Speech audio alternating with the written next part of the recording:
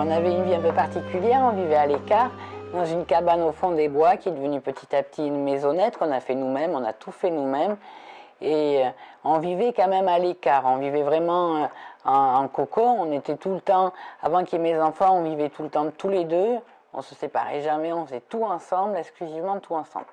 Donc au début, la vie de couple, bon au début c'était bien.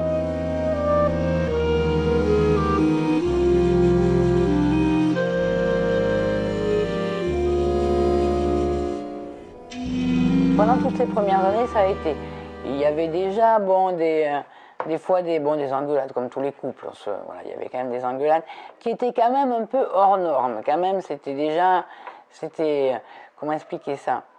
C'était des crises de colère quand même qui étaient quand même hors normes, mais que j'excusais par son parcours de vie. Il a eu un parcours difficile.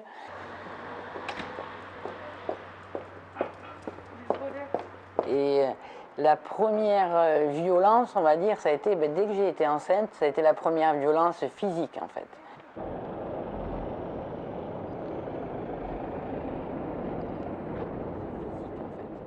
C'est là que ça a commencé. Donc, et puis il y avait comme une espèce de dépendance affective, et je pense que, je sais pas trop comment expliquer ça, mais il y avait cette dépendance et le mode de vie que j'aimais bien, parce que j'aurais pu retourner chez mes parents. Dans les premières années, j'aurais pu retourner chez mes parents. Mais je sais pas, il y a quelque chose qui a fait que je suis restée, en fait. Je sais pas.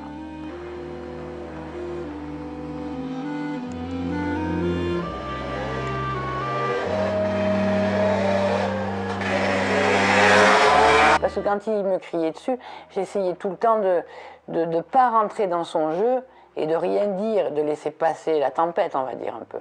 Et c'est vrai que si je m'imposais, je disais ce que je pensais et que j'étais pas d'accord avec lui, ça l'énervait plus du coup. Donc est-ce que c'est parce que je me suis plus imposée et que j'ai dit que j'étais pas d'accord qu'il en est venu aux mains? Je sais pas.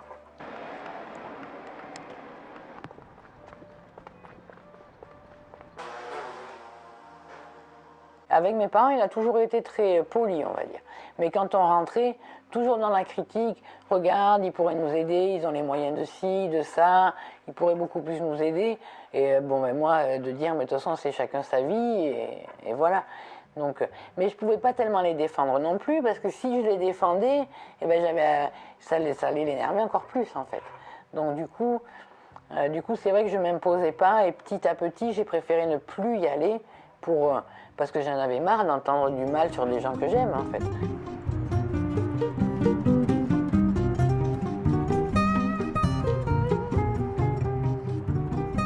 C'était pas des violences tous les jours. Il pouvait y avoir des fois pendant plusieurs mois où il se passait rien, et des fois pendant les quelques autres mois où c'était des crises de colère. Alors c'était beaucoup des crises de colère, c'était beaucoup de la violence verbale. Les violences physiques, c'était quand même heureusement moins. Mais bon, il y a eu de grosses violences physiques. Il y a quand même eu des choses que j'aurais jamais dû laisser passer.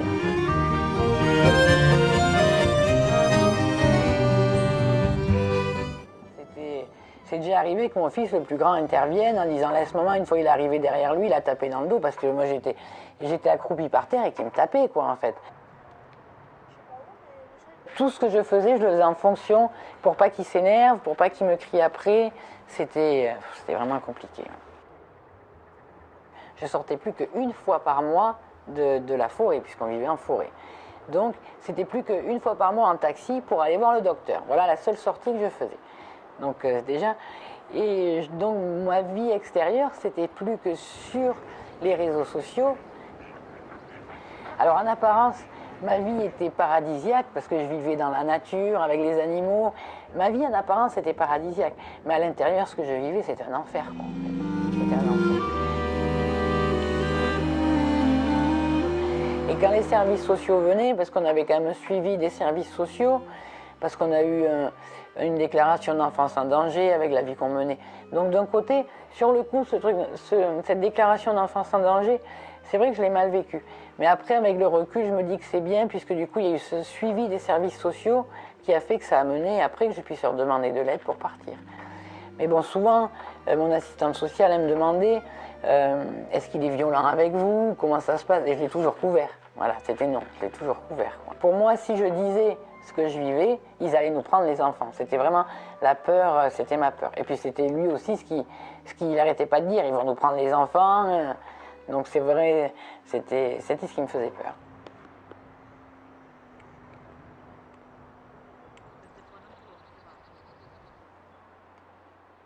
J'ai appelé mon assistante sociale je lui ai dit ça y est, c'est plus possible, je vis ça et c'est plus possible, il faut que vous m'aidiez à partir, quoi.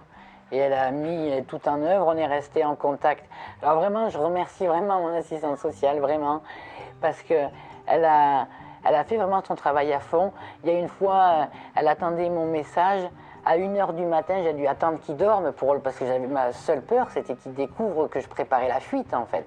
Donc du coup, je lui écrivais quand il dormait ou quand il n'était pas là. Je lui écrivais par message, et une fois je lui ai écrit à 1h15 du matin, et elle m'a répondu à 1h du matin, elle attendait mon appel. Donc vraiment, elle a fait son travail, son job. C'était vraiment, voilà, vraiment je la remercie pour ça, quoi.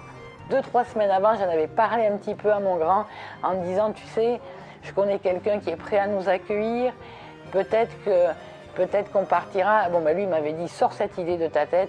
Et il était revenu 2-3 jours après en me disant, tu sors cette idée de ta tête. C'est ces mots-là qu'il m'avait dit. Tu n'y penses plus, on est bien là. Et je lui avais dit, non, mais t'inquiète pas. Mon assistante sociale m'avait bien dit, ne lui en parlez plus.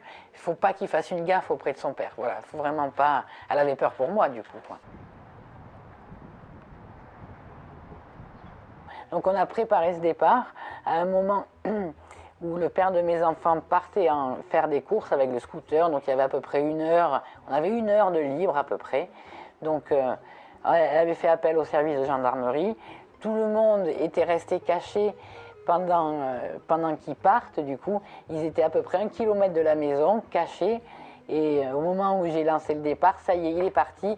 Ils sont arrivés, 4-5 voitures à peu près de gendarmes et la voiture des services du conseil régional avec les assistants. Alors en plus, comme c'était avec le confinement, ils sont arrivés avec une visière et habillés en blanc. C'était vraiment impressionnant, ça faisait vraiment une ambiance particulière.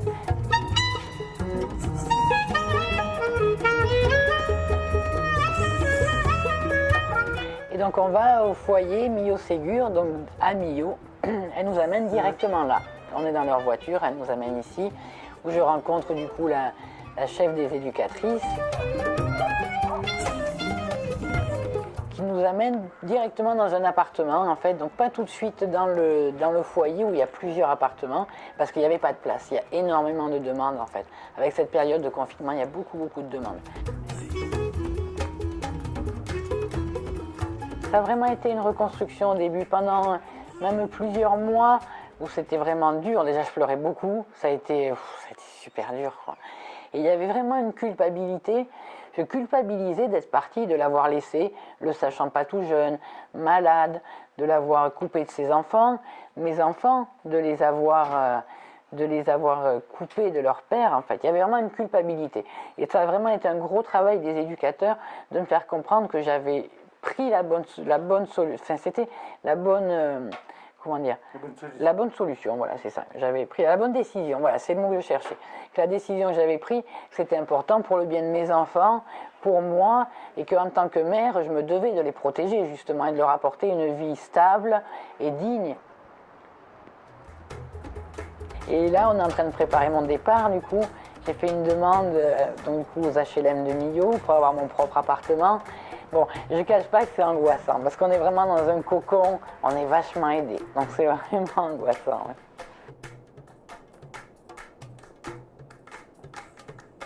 Ouais. Déjà, je me maquillais plus, je m'habillais en fonction de lui, et puis j'étais, éteinte, c'est vrai. J'avais plus ce joie de vivre, c'est vrai que même je prenais beaucoup moins soin de moi. Là, je fais des soins, je suis en train de prendre soin, j'ai les dents très abîmées, j'allais plus voir le dentiste, tout ça, donc ça, le fait bientôt de pouvoir sourire avec, ça change les choses, c'est vrai. Ouais. Je prends soin de moi, c'est vrai, petit à petit. Je fais attention à moi, je prends, petit à petit. Mais tout ça, c'est aussi un réapprentissage parce que je le faisais plus du tout, quoi, en fait. Je le faisais plus du tout. Donc c'est vraiment un apprentissage, puis c'est agréable de se voir dans la glace et dire, mais je suis jolie quand même.